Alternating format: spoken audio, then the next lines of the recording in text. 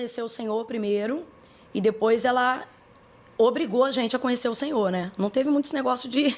Não foi por livre e espontânea vontade, o pessoal não. conhece. Não, eu lembro que uma das poucas palavras que ela gravou logo no início, depois de passar a frequentar a igreja, era: não é por força e nem por violência. Depois que ela começou a frequentar, ela obrigava a gente a ir, porque eu já era adolescente, minha irmã também. E a gente não queria ir, porque a gente veio desse mundão e tal, e no período da adolescência, então, né? E aí eu me lembro que eu não captava, não prestava atenção em quase nada, porque eu só pensava na hora de acabar para poder ir embora, para sair daquela situação, né? E aí eu me lembro que um dia o pastor estava pregando algo e ele falou isso: não é por força nem por violência. Mano, eu garrei aquilo e eu falei: quando minha mãe obrigar agora a gente ir, eu vou usar a Bíblia contra ela. Tipo assim, praticamente um satanás na tentação era eu, né? Meu Senhor! Usando a Bíblia contra... E aí, na hora que ela falou: vamos embora arrumar para ir para a igreja, eu falei: mãe, o pastor disse, está na Bíblia, não é por força e nem por violência. Ela falou: ainda não cheguei nessa parte da Bíblia, não. Você vai... porque aqui em casa quem manda sou eu. Então era mais ou menos assim, né? Uau! E aí a gente conheceu ao Senhor. No início realmente foi por disciplina, porque a gente realmente não sabia muito o que queria da vida. Era adolescente você sabe como é que é, né? E a minha mãe instruiu a gente no caminho que devia andar, mesmo quando esse caminho parecia ser muito tarde. Depois que eu entendi que Jesus realmente é o caminho, a verdade e a vida, eu aprendi que nunca é tarde para entrar no caminho. E aí ela instruiu a gente. E aí eu comecei a seguir ao Senhor e ali eu me apaixonei pelo Senhor, né? Uau! Me Como que apaixonei. foi esse processo seu de conversão? Então, quem já conhece o meu testemunho vai até ser um pouco repetitivo, mas é porque foi como aconteceu, né?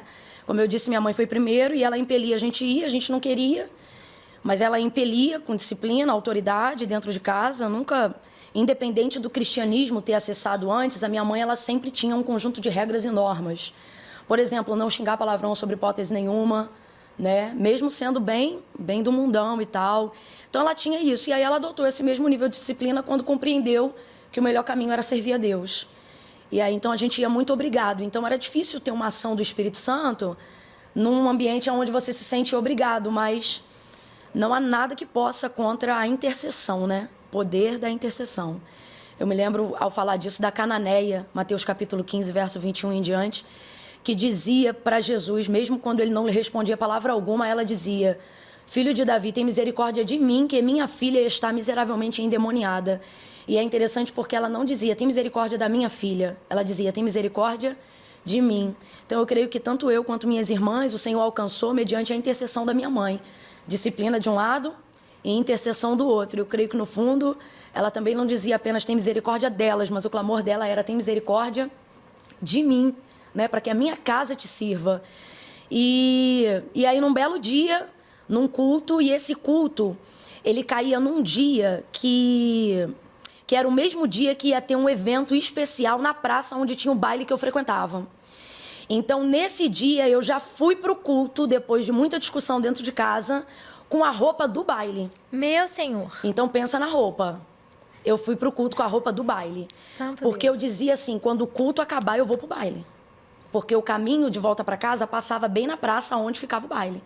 Baile esse, lugar esse que muitas vezes minha mãe foi lá e a gente via lá na ponta da quadra e a gente já dava a volta, porque não tinha esse negócio não, ela pegava a gente onde a gente estivesse.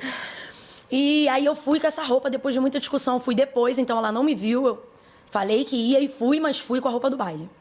E aí cheguei e sentei no último banco da igreja, para tentar não chamar muita atenção e pensando, depois que o culto acabar, eu vou direto pro baile, já olhando pro relógio, assistindo o culto e olhando pro relógio. Esse culto que não acaba, eu tenho que ir pro baile, né, e tal.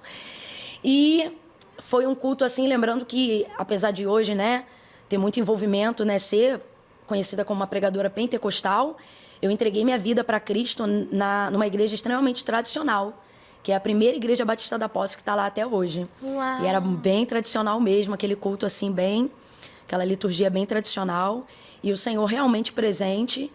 E o pastor pregou uma mensagem esse dia que me confrontou naquilo que eu sempre dizia que não ia por causa dessa vida que eu gostava, né? De dançar e tal.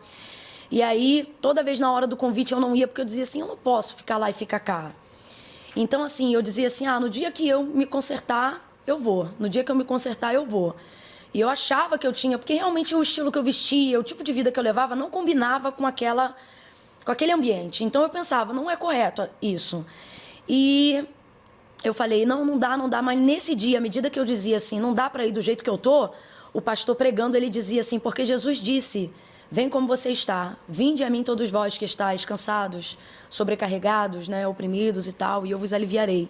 E naquele dia, eu fui tocada profundamente, porque eu amava o Senhor, Lu. Eu ficava apelar e pecar, mas eu amava o Senhor. Então, hoje, o Senhor tem me permitido há alguns anos, e eu me emociono ao falar isso, porque Ele tem me permitido ganhar muitas almas no reino de Deus. E uma das coisas que eu falo na hora que eu estou convidando essas pessoas, independente de como elas estão vivendo ou vestidas, não importa nada disso, nesse contexto, na hora que eu estou convidando ali, eu me lembro de como eu estava. Para quem sabe, já sabe como eu estava. Para quem não sabe, eu estava de bermudinha, barriga de fora. Não era uma roupa nem própria para ir para a igreja, né? Mas era o afã de sair logo dali. Só que apesar disso, eu amava o Senhor. Eu sentia a presença de Deus de verdade, eu chorava. Então, nessa hora, quando eu estou fazendo o convite, realmente eu faço as pessoas entenderem o que só Deus, através da sua palavra, me fez entender na época que eu aceitei o convite de entregar minha vida para o Senhor. Porque as pessoas diziam assim, a impressão que você tem quando você entra numa igreja, que é um ambiente religioso, com pessoas que têm uma vida de renúncia e uma vida modesta, é que você está num ambiente onde tudo coopera para que você seja como elas. E quando você não se vê dentro daquele ambiente, você pensa que aquele ambiente não é para você, por mais que você sinta a presença de Deus naquele ambiente. Então, era assim que eu me sentia. Hoje, então, quando eu convido as pessoas a entregarem suas vidas a Cristo, eu percebo que eu tenho que fazer elas entenderem que elas não têm que se consertar para vir, mas elas têm que vir como elas estão de fato. Porque Jesus disse algo, e é verdade quando Ele disse, sem mim nada podeis fazer. É Ele que faz realmente essa obra. E às vezes até por vaidade, você acha assim, eu não sou religioso, eu não ligo para isso, mas às vezes tem uma vaidade dentro de você que você diz assim, não, se for para ser crente eu não quero ser igual fulano. Como se você já fosse melhor do que ele na posição que você está, dizendo assim, eu tenho que ser melhor, eu quero ser mais santo, quando eu consertar tudo, quando eu deixar de fazer isso ou fazer aquilo. E no final você não consegue consertar e não é porque você não quer, mas é porque verdadeiramente sem a ajuda do Espírito Santo, né? Você não consegue fazer. Então, assim, Ele que me ajudou e hoje eu me emociono quando eu falo sobre isso porque eu vejo realmente o Senhor trazendo as pessoas a entenderem que não é como você está que determina quem você é, mas é aceitando e vindo como você está que Deus vai trazer a identidade de quem você é. Ele vai te ajudar, né? Nunca mais eu fui a mesma pessoa desde aquele dia.